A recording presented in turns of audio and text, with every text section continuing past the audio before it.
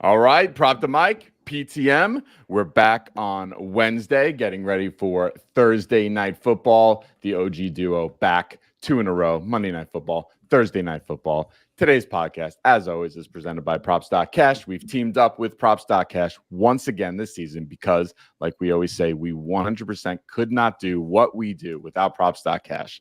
So if you think you're ready to level up your prop betting game, use code PTM at sign up to get 25% off your first month. Also, big shout out to the PTM Discord. Been absolutely crushing it. Units are up big time. We're rounding into form with the NFL picks. You can join today and get all your VIP picks using the same PTM discount code for 25% off. Dave, what's going on, brother? 42.2 units to be exact, Thomas. There you go. Just for the month of October. We're like 9 days into the month, and we're up. How is that possible? We're up 40 units already. MMA, it's been hot, right? MMA, yeah, our guy Cop Heavy is doing his Shout part. out. Just Tim is always crushing soccer. We're doing well in baseball. We're doing well in football. It's going well. It's just going well. Yeah. I feel like football is just like it's all starting to make sense. It's all starting to come together, right? Yeah, it really is. The first couple weeks were disappointing. Like the offensive stats were down. So we're finally seeing normalcy. And you pointed out on what was it, on Monday's pod? You know, the preseason was short. Like there was, first couple weeks were maybe a little bit of a warm up, but. I'm excited. We're already on week 6. Is that right? Week 6, yeah. It's crazy. And our lives are about to get a lot crazier because in about less than 2 weeks, we got NBA starting. You ready for that? I am. I'm always ready for NBA. It does get a little overwhelming, NFL and NBA, but this is what it's all about, right? This is peak season right now. So yeah. No, it's good. We'll figure out. I think we'll take it slow with NBA to start, right? Just like, we'll really like get some good wins for NFL. We'll kind of get some plays out for NBA. And then once we have a couple of weeks of data for NBA, we'll start crushing there. Yeah. All right. So let's talk about Thursday night football. This is an interesting matchup. We got the 49ers, who are kind of a shell of their prior selves, right? They were, my opinion, even as a Chiefs fan, I felt the 49ers were the best team in the league last year. Yeah. And quite honestly, with McCaffrey, with Debo, with Ayuk, with Kittle, Purdy, they would probably be top 1, 2, or 3 team. But this year, they're out. No McCaffrey, and the rest of the team's kind of been in and out of the lineup. They're only 2 and 3, losing record. So this is an important game against Seattle. In Seattle, Seattle is 3 and 2, and Seattle's actually getting 3.5 points at home. But what made this most interesting to me is the Thursday night football game, which has historically been known for super low totals. Yes. Excluding last Thursday, right? Yeah. And the total in this one's 49.5. So that's actually a pretty high scoring game. Seahawks have not beaten the 49ers since 2021. So, and the 49ers 2 years ago knocked them out of the playoffs, the wild card round. So there's a kind of a desire to win, I'm sure. Get their revenge, and this is probably the best opportunity the Seahawks are going to have to do it. So let's start with the game. You think this is going to be a tight game? It's a 3.5 point spread. You think the Seahawks have a chance of winning? What's your prediction on the outcome? Yeah, I think these NFC West games feel like they're always pretty close, pretty competitive. And I think I think Seattle could win, like you said. San Francisco is seems like a shell of the team that they were last season. Seattle coming off a brutal loss to the Giants, who people have written off, to do anything this season, and they really got after it in that game. And I think Seattle will be looking to bounce back. Short week, but they played in Seattle on Sunday, so they got to stay home. There was no travel. I think there's a good chance you could see an upset here. Yeah, but history would say otherwise. recent history at least. Yeah. But 3.5 points, I love taking that. So if I were to go one way, I would say Seahawks plus 3.5. It feels like this game could come down to a last minute field goal. So 3.5 is nice, certainly better than 2.5. All right, let's start with the 49ers. What do you like? Let's start with the quarterback, right? Brock Purdy.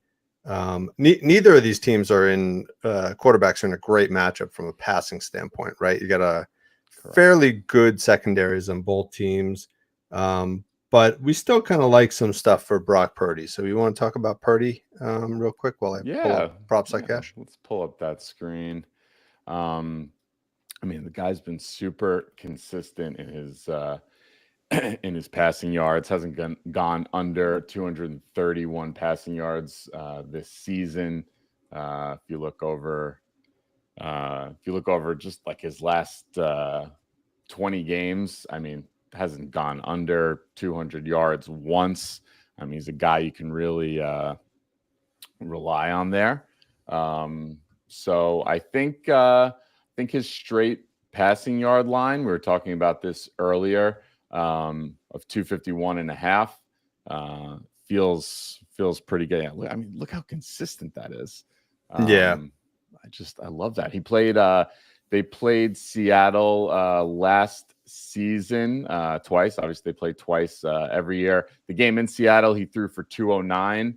The game in San Francisco, threw for 368 yards in that game. So I think Purdy is in a nice spot. Hopefully he can get be nice for him to get try to do what Kirk Cousins did last Thursday night and just blow this one out of the water.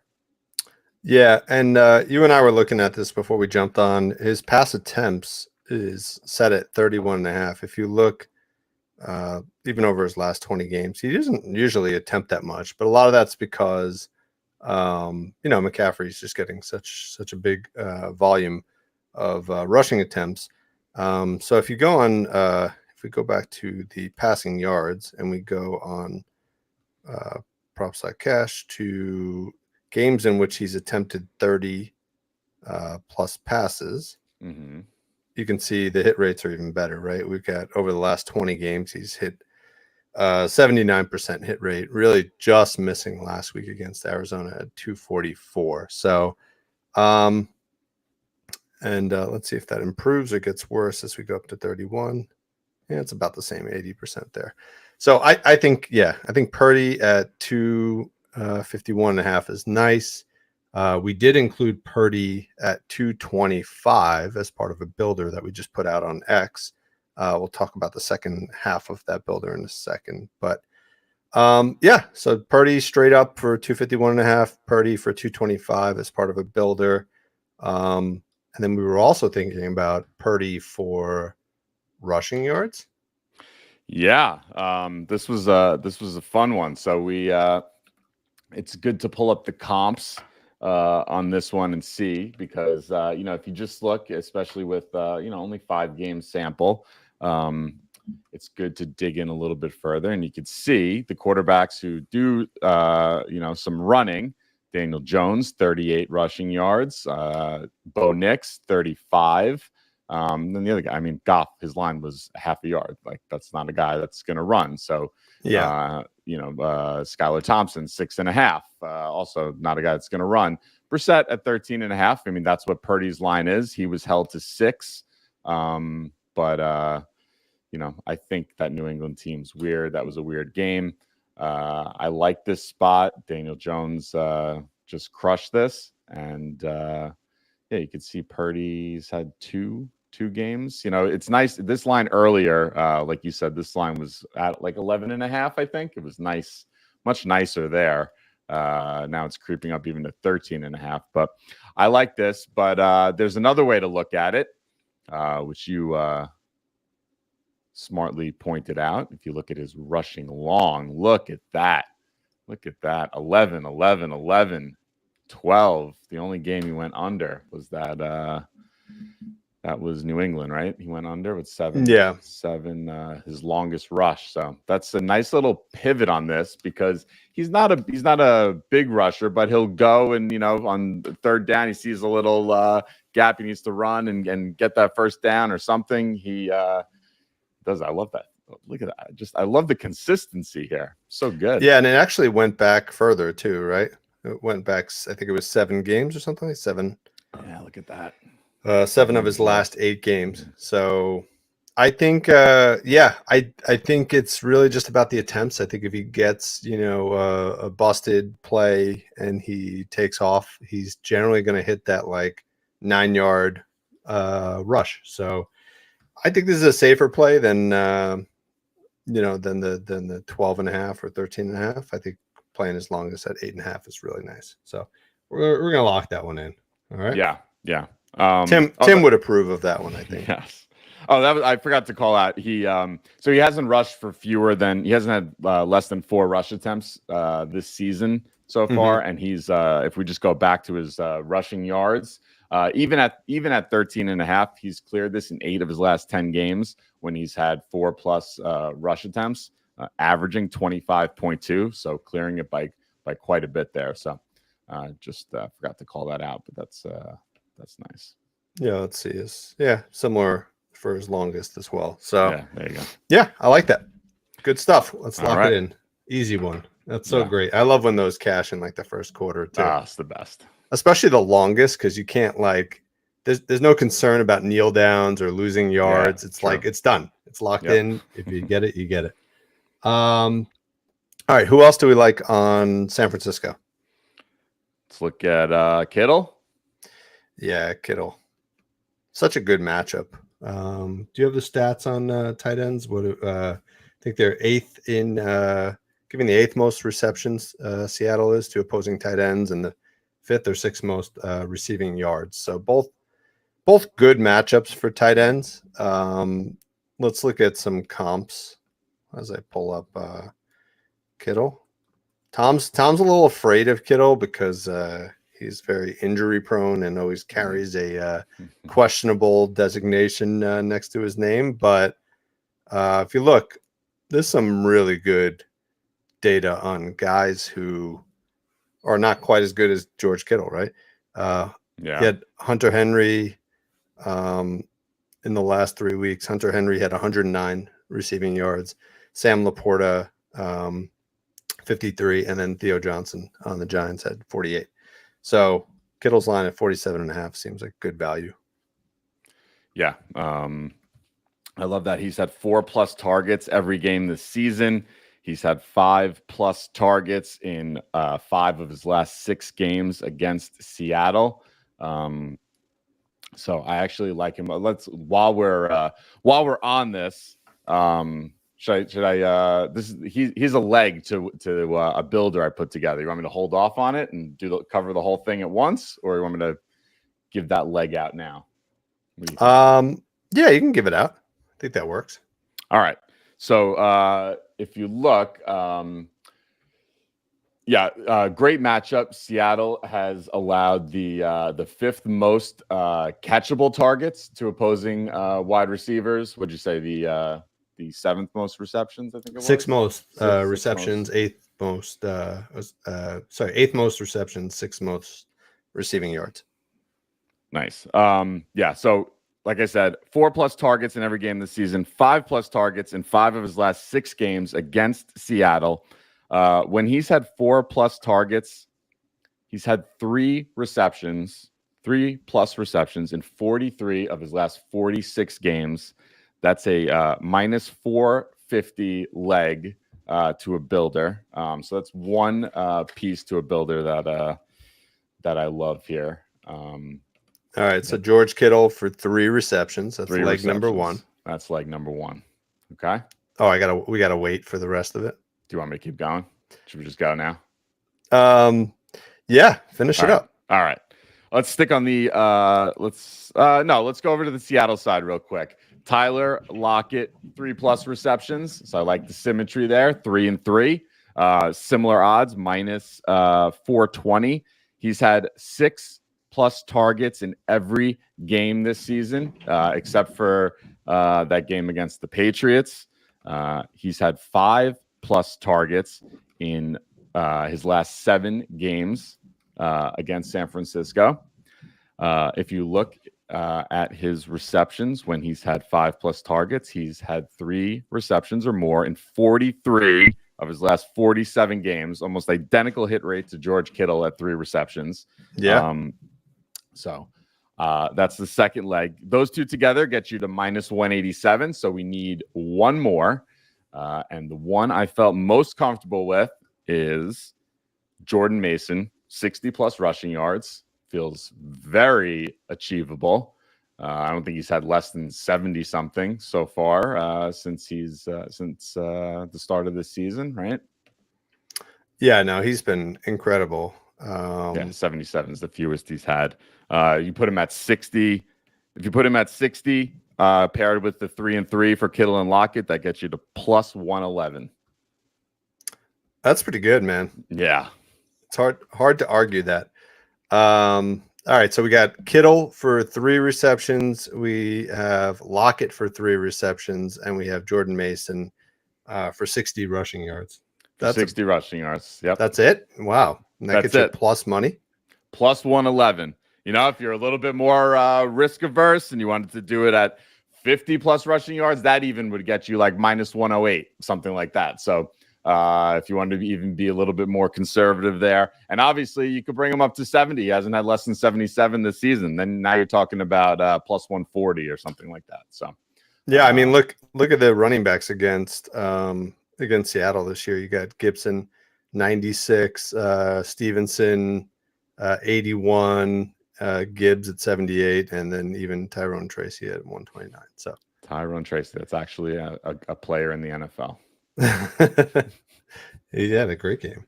All right, so that's good. So that was builder number 1. While we're talking about Kittle, let me finish off that second builder that I mentioned earlier that we posted up on X. So we have Purdy at 225 passing yards, and then we paired that with Kittle for 40 plus receiving yards. Again, we think Kittle will get the full 48.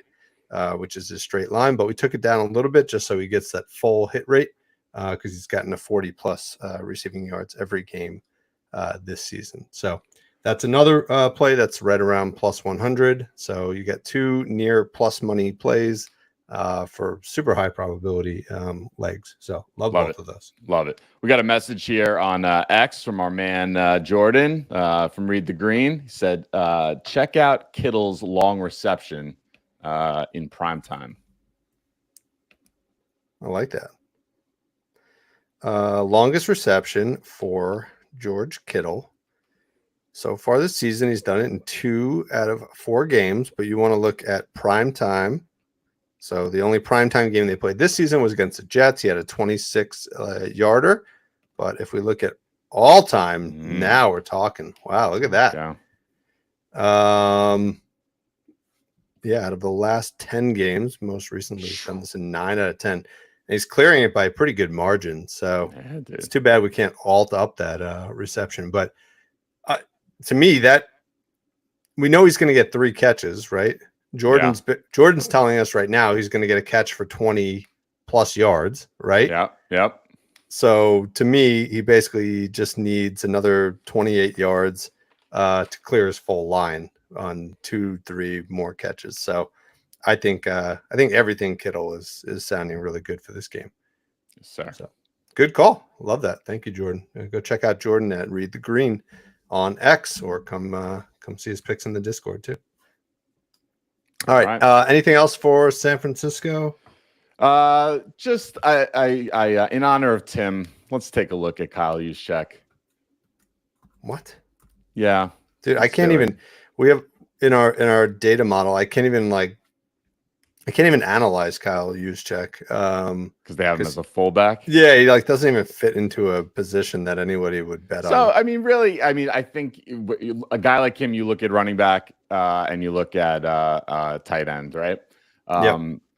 So the reason I like this, I like his receiving yards. Yeah, you're right on it there. 7.5 receiving yards. The reason I like this running backs against Seattle, Seattle's allowed the second most yards per target to running backs this season. That's at 11.4. They've also allowed the second most yards per reception at 13.2. So he only needs one to do this. We saw what he's done this season. Just look at him lately. I thought another interesting way to look at him, he's played consistently mid 50s snaps, right? I think probably sees a little bit more consistent with McCaffrey out this season. So just click on all for him, and then bring his snap count up to 55, 50. I don't think he's played less than 56% of snaps this season. It's a nice, nice hit rate on the road. I think it's actually might even be a little bit better on the road. So I think there's a sneaky low line that can happen. This is some nice clearing it by quite a bit there. So that was what do you think? It's your Jody Fortson play of the day. I like that one. No, it's good. I wouldn't go crazy with it because he's not going to get a lot of targets, right? He's gotten one target, I think, each of the last couple of weeks. He might have had 0 targets last week, but if he does, he's probably going to catch it, and it's probably going to be for more than 8 yards. So I think it's worth a little shot. Let's do it. All right, let's go. Just the only other one while we were talking about Mason, I think his rush attempts is also worth a look as well. If you look at the first 4 games of the season, 28 rushing attempts, 20 rushing attempts, 19, 24. And then last week against Arizona where they lost, he only had 14 rush attempts. I think they returned. I think this is going to be a close game. I actually think there's going to be a lot of running in this game, despite most of our props being on receptions and receiving yards and such. I do think there's going to be a good amount of running. So I think Jordan Mason will get 18 plus rush attempts. I think he might get up to 19 or 20 even. The 2 games that they did win were against the Jets and against New England, I believe. Those are the 2 games that they did win. You could see his rushing attempts in games where they won were 24 plus. So if you do believe the 49ers are going to win, Mason's going to get the ball a ton. And I think he'll clear this 18 plus rush attempt line. Okay. Love that. All right. Yeah. The last play we had on rush attempts with Kareem Hunt cashed in the first half. So first half. Yeah. So I'm kind of getting in love with rush attempt plays. Those are pretty nice. All right. Let's go to the Seattle side. We already had the parlay involving Lockett.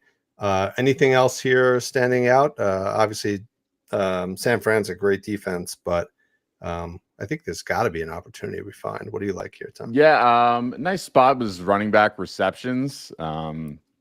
They and Seattle's got 2 running backs to look at. You got Kenny Walker and you got Zach Charbonnet. They've both been pretty great receiving wise. I think Walker had 8 targets last game, something like that. Yeah, he actually had, if I'm correct, I think he had more receiving targets than he had rush attempts, which is crazy, right? So they barely gave him the ball. 5 rush attempts, 8 targets, and 8 receiving targets. So which is unusual. That's not typically. He's actually a guy. That was a 8 is an outlier for him for sure. If you look, he's typically 1, 2, 3 tops, right? So but the last 2 weeks he's had 5 and 8. So I know. Those are the 2 weeks after he came back from a 2-week injury, right? If you remember, he's only played 3 games this season. He started in the Denver game, and then he's played 2 games since returning from a 2-week injury. So, maybe this is something new that they're trying out. But I think it's a great opportunity. San Francisco has given up the 7th most, I believe it was, receiving yards to opposing running backs. So at 19.5, this seems like a smash. Yeah, and even And even with Walker coming back, you have Charbonnet had 5 targets in each of the last 2 games as well. So like this seems to be a place Gino is comfortable going to his run. I mean, look at that. That's awesome. I was on both of these guys last week for 2 receptions. They're not offering it on FanDuel yet. I don't know if they will. We're still, it's only Wednesday, and sometimes those running back alt reception lines take a little time to come out. I'm very curious to see what 2 each, 2 receptions for Charbonnet, 2 for Walker, what that'll get you. That feels really good for this game. Yeah, that would be nice. I don't know who to. I don't really have a favorite though. Like Charbonnet, like you said, is more of a receiving back. But Kenneth Walker is evolving into that, it appears, as the season progresses. Yeah. I personally, I think one of them is definitely going to cash. I think both of them could also cash. I'm personally going to put half a unit on each of them, as opposed to try to guess who's the guy, and hopefully they both cash. And then put them together and get plus 230. They both go over. There you go. Yes, let's do it. Charbonnet for 14.5 receiving yards plus Kenneth Walker for 19.5 receiving yards. Put those 2 together. You're thinking that puts us around plus 230? I think I checked it earlier. I think it's plus 230. Yeah. I think that could be nice. You like that? See that smile? I do. What else? Anything else in this game? Do I have anything else? That might be it. Oh no, we got one other. I know you, Tom, absolutely hates playing unders. He had this on his paper. He was trying to avoid bringing it up. So he's not playing this, but just for those of you out there who like underplays, Geno Smith has had a really good season, right? Especially the last 4 weeks, 327, 289, 395, 284. So fading him seems really stupid.